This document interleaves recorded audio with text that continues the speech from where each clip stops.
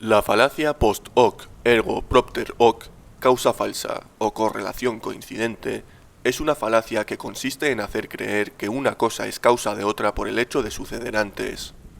According to Surah 19, Jesus began preaching as soon as he came out of Mary's womb. The story comes from the 6th century Arabic infancy gospel. The story of a bird teaching Cain how to bury his brother in Surah 5 comes from Mishnah Sanhedrin. The legend of Mary giving birth under a palm tree in Surah 19 comes from an apocryphal work called The History of the Nativity of Mary and the Savior's Infancy, written in the early 600s, so this is Muhammad's lifetime. The account of Jesus giving life to clay birds in Surah 5 comes from a 2nd century work called the Infancy Gospel of Thomas. It looks like Muhammad simply took every story that was popular during his life and gave it an Islamic twist and then included it in the Quran. What's interesting is that even the pagans, even the polytheists of Mecca were better at recognizing fiction than Muhammad was. We read in Surah 6, verse 25, when they come to you to argue with you, the unbelievers say, these are nothing but fables of the men of old. So these are the pagans saying, Muhammad, you don't really believe these stories, do you? Assalamu alaikum wa rahmatullahi wa barakatuh. ¿Sabíais de que el canon de las Biblias católicas y protestantes no se estableció definitivamente hasta después del profeta Muhammad sallallahu alaihi wasallam? La palabra apócrifo es según las iglesias, bajo decisiones arbitrarias de hombres corruptos que se contradecían. Esto lo explico en detalle en varios de mis vídeos. Algunos cristianos dicen que el Corán es falso y que se copió de textos apócrifos porque en él hay historias y mensajes que concuerdan con obras apócrifas. Por lo tanto, esto demuestra que el cristianismo es la verdad y el Islam es falso porque se copió de esos textos. Os voy a hacer una pregunta y deberéis responder sinceramente. Reflexionad antes de responder. ¿Coincidir con un evento en un texto apócrifo da por hecho de que ese evento es falso? Si respondéis con que sí, entonces hay libros neotestamentarios que deberéis eliminar de vuestro canon actual de la Biblia. Por ejemplo, la Epístola de Judas, porque esta cita textualmente varias obras apócrifas. La Epístola de Judas, en los versículos 6, 14 y 15, cita el libro de Enoc. Es más, el autor de Judas dice claramente: Ya profetizó de ellos Enoc, séptimo patriarca después de Adán, diciendo. Esto deja claro que, según el autor de Judas, esta era una clara profecía escrita en un libro inspirado por Dios. Hay un hecho que hay que tener en cuenta, y es que este libro es canónico, es decir, forma parte de la Biblia, para las iglesias ortodoxas de Etiopía y Eritrea. Y luego hay apologetas cristianos que dicen que hay unanimidad en la cristiandad sobre el contenido de la Biblia. Justamente llegando a un consenso unánime de que todos reconocemos que esta es la palabra revelada de Dios. A un consenso unánime. Ahora leamos el pasaje en el libro de Enoc.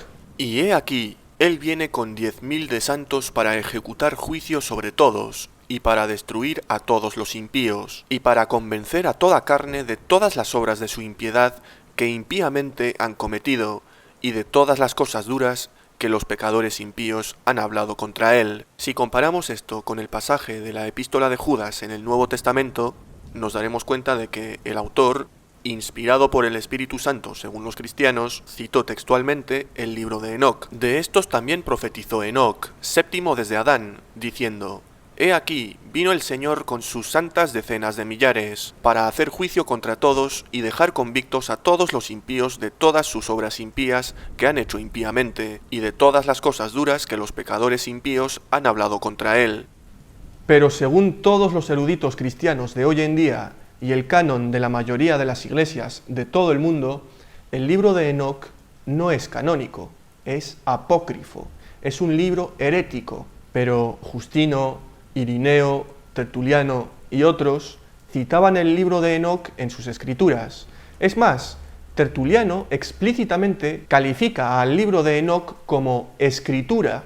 Estamos hablando de padres de la Iglesia que vivieron antes de la estabilización canónica del Concilio de Trento. Judas, versículo 7, cita el apócrifo judío del testamento de los 12 patriarcas. Y Judas, versículo 9, cita la obra también apócrifa llamada La Asunción de Moisés. Otra vez, repito la pregunta, ¿por qué el autor de la epístola de Judas, que según los cristianos estaba inspirado por Dios, cita obras heréticas?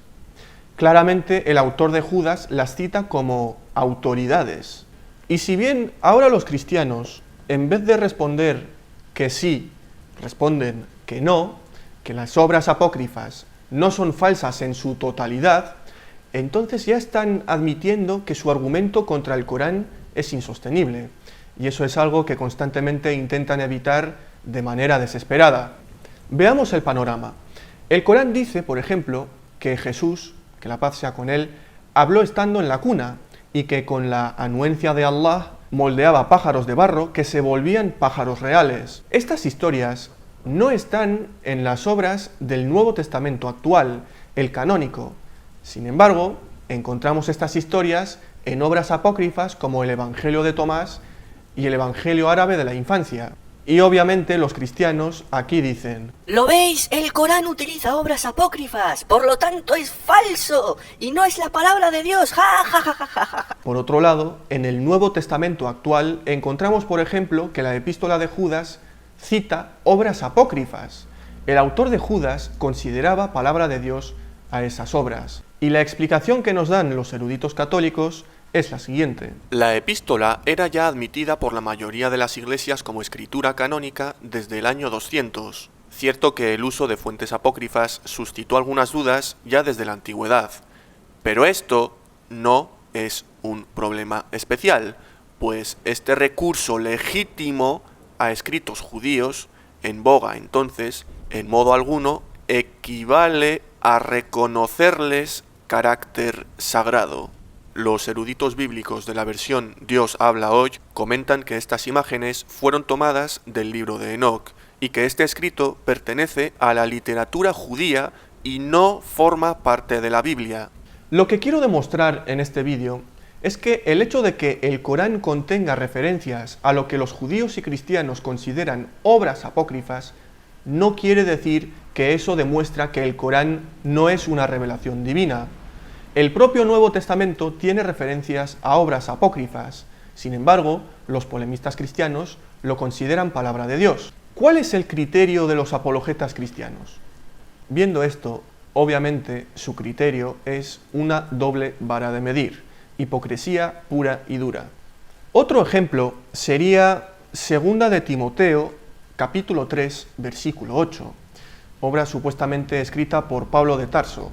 Dice así: De la misma manera que Janes y Mambres se opusieron a Moisés, así también estos se oponen a la verdad, hombres de mente corrompida, pervertidos en cuanto a la fe. ¿Quiénes eran Janes y Mambres? El pie de página aclara: con estos nombres, que no aparecen en la Sagrada Escritura, designaba la tradición judía a los magos que se opusieron a Moisés. Por lo tanto, en ninguna parte del Antiguo Testamento canónico encontramos estos nombres. Entonces, ¿de dónde sacan los nombres? Escudriñando un poco, nos daremos cuenta de que la tradición rabínica ponía esos nombres a los discípulos o hijos de Balaam como jefes de los magos egipcios que se opusieron a Moisés. Orígenes de Alejandría cita una obra apócrifa de Janes y Mambres, que data del siglo I, como fuente en la que se basa 2 de Timoteo capítulo 3. Y mi pregunta es, ¿deberíamos también considerar 2 de Timoteo como un fraude basándonos en la lógica cristiana en contra del Islam? ¿Deberíamos descartar como revelación divina los libros neotestamentarios que se basan en obras apócrifas? Basándonos solo en eso, obviamente no se las puede descartar como obras divinas. Es un criterio bastante escueto, no son prueba suficiente para llegar a ningún tipo de conclusión. Y entonces, ¿por qué con el Corán a la mínima ya lo descartan como revelación divina? Si descartan el Corán, deberían también descartar el Nuevo Testamento. Los nombres de Janes y Mambres seguramente hayan permanecido de manera oral en la tradición judía, y el autor de 2 de Timoteo puso los nombres ya que la carta iba dirigida a un público familiarizado con la tradición judía. Pero, por otro lado, cuando el Corán afirma una historia cuyos restos se encuentran en obras apócrifas, los cristianos saltan inmediatamente diciendo que eso es una prueba irrefutable de que es un plagio y por ende no es la palabra de Dios. ¿Por qué no hacen lo mismo con el Nuevo Testamento? Los cristianos polemistas rechazan a Muhammad, que la paz y las bendiciones de Dios sean con él, porque recibió revelación divina que enseñaba cosas que se conservan en los evangelios apócrifos.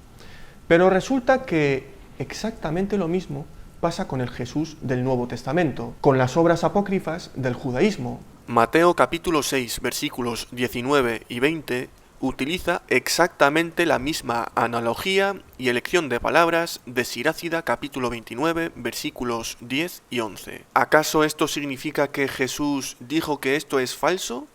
No. Los católicos, en este caso, dirán que esto lo que hace es confirmar que esta enseñanza es verdadera. ¿Acaso esto significa que Jesús creía que cada palabra del libro de Sirácida era la palabra de Dios? No necesariamente. Lo mismo pasa con la revelación enviada a Muhammad sallallahu alaihi wasallam. Otro claro ejemplo sería Juan capítulo 10 versículo 22 y el libro primero de los Macabeos capítulo 4 versículo 59. Ambos hacen mención de la fiesta de la dedicación. Esta fiesta en hebreo se conoce como Hanukkah. Y atentos, esta fiesta no aparece ni una sola vez en ningún libro canónico de la Tanaj, solo aparece en el libro apócrifo de primero de los Macabeos. Entonces, según él o los autores del Evangelio según Juan, los judíos celebraban una festividad en tiempos de Jesús que ni siquiera es mencionada en el canon bíblico judío. Según él o los autores del Evangelio según Juan, Jesús lo celebró, y en teoría para los cristianos, es un hecho histórico que antes de él los judíos lo celebraban. Hay canales de apologetas católicos que mienten sobre el Islam. No voy a referirme a ninguno de ellos en específico porque no valen la pena. Este argumento va dedicado a ellos. Os lo dedico. María, siendo alimentada por los ángeles en el templo, se encuentra en el protoevangelio de Santiago y el Corán confirma esa historia. En noviembre, las iglesias católica y ortodoxa celebran una festividad llamada la consagración de la Virgen María. Resulta que esa festividad no se encuentra en ningún texto bíblico excepto en el protoevangelio de Santiago. Este es un escrito que para las iglesias es apócrifo, que data de mediados o finales del siglo II, y que pretende llenar los vacíos de los evangelios canónicos con relación a María. Los católicos admiten entonces que este evangelio apócrifo tiene verdades. Y esta es la explicación de los doctores en divinidad y teólogos cristianos. La fuente es cierta, pero no lo es la escritura. La mejor respuesta a esta pregunta parece ser que estos pasajes se citan porque afirman verdades, no porque formen parte de las escrituras autorizadas. Ninguno de los pasajes está introducido por una frase como «está escrito» o «Dios ha dicho». No hay nada que indique que la obra citada es escritura autorizada, simplemente que afirman verdades. Lo mismo pasa con el Corán. Los musulmanes creemos que Allah enseña verdades que se encuentran en las escrituras judeocristianas, pero eso no quiere decir que esas escrituras en su totalidad son la palabra de Dios o que el Corán se copia de esas fuentes, más bien corrobora ciertas verdades que se encuentran en ellas. Este último ejemplo es una prueba irrefutable de la hipocresía de los apologetas católicos. Considero que todas estas pruebas son más que suficientes como para demostrar que el argumento de los apologetas cristianos está vacío. Que el Corán tenga verdades que se conservan en apócrifos judeocristianos no significa que el Corán se haya copiado y que por ende es falso. El Corán es la última revelación de Allah subhanahu wa ta'ala y contiene las verdades sobre los profetas anteriores y sus respectivos pueblos. En este vídeo he expuesto libros bíblicos como el libro primero de los Macabeos o Sirácida, y estos libros se encuentran en las versiones católicas, pero para los judíos y protestantes no son libros inspirados. También cité el libro de Enoc, que solo es canónico en las iglesias ortodoxas de Etiopía y Eritrea, pero descartado como palabra de Dios por católicos, protestantes y judíos. Esto deja bien claro que no hay unanimidad en la cristiandad sobre lo que debería y no debería ser palabra de Dios en la Biblia. A un consenso unánime. نزل عليك الكتاب بالحق مصدقا لما بين يديه وأنزل التوراة والإنجيل